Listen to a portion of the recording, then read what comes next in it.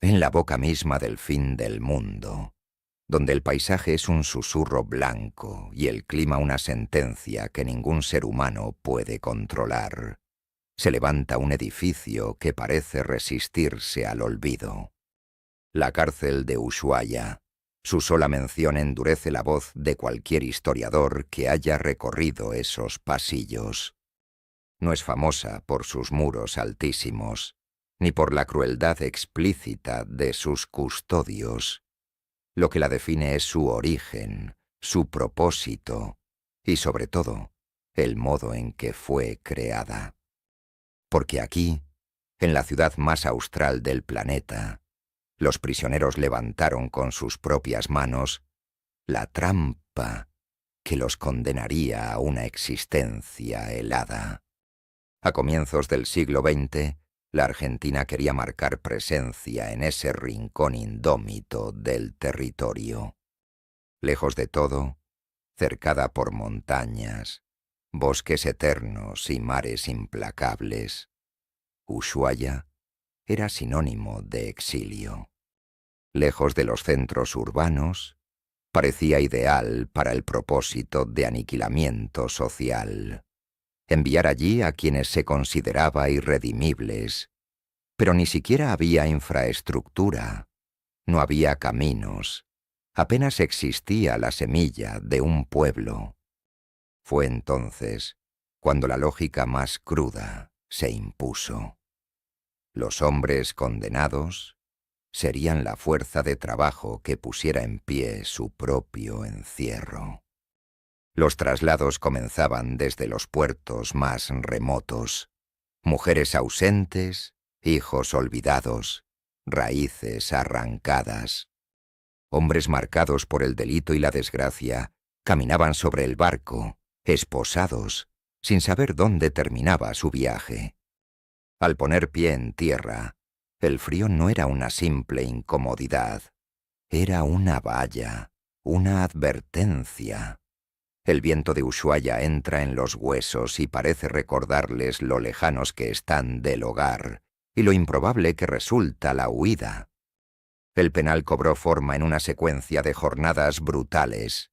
Desde el alba, filas de prisioneros eran conducidas al bosque, herramientas en mano y la vigilancia silenciosa de custodios que sabían que la geografía era la mejor aliada. El tren del fin del mundo, hoy ícono turístico, nació como una vía angosta por la que los presos transportaban troncos, convertidos ellos mismos en bueyes de carga. No había inflexión en las órdenes, más allá del silbato áspero que sellaba el inicio y el fin de la faena. Cortar árboles, arrastrar maderas, regresar exhaustos. El trabajo era tan mecánico como hipnótico. Pico, hacha, cuerda, carretilla. Bajo la nevada interminable, las conversaciones disminuían hasta extinguirse. El silencio se impregnaba en los poros. Un error bastaba para que la tragedia asomara. Árboles desplomados al azar, extremidades destrozadas, muertes inmediatas, sin ritual ni aviso. El bosque, cómplice implacable, devoraban hombres y los convertía en fantasmas del paisaje. Y mientras tanto, la prisión se levantaba en el centro mismo de ese infierno blanco. Los internos alineaban maderas, izaban paredes, colocaban clavos y levantaron cada uno de los 5 pabellones que aún hoy definen la arquitectura del presidio. La disposición no era casual. Desde un núcleo central que permitía el control visual, los pasillos se estiraban en abanico, un diseño que mantenía a raya tanto a la mente como al cuerpo. Pero la verdadera condena era interna y psicológica. ¿Qué significa ver que lo que edificas día tras día será la celda que limite tus pasos? Algunos reclusos en cartas y relatos que sobrevivieron al tiempo admitían un orgullo doloroso: levantar un edificio sólido que desafió al clima y perduró más que muchos esfuerzos libres. Pero ese orgullo era breve, casi siempre ahogado por la amargura de entender que cada clavo era un peldaño más profundo en la tumba del porvenir. No todo el sufrimiento quedó encerrado entre paredes. Aquel presidio fue, paradójicamente, la semilla de la ciudad viva que creció a su alrededor.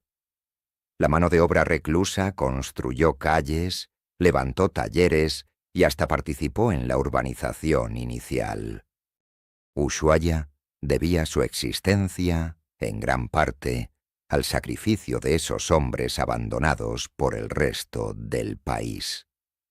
La moralidad de semejante modelo social quedó flotando como un interrogante sin responder.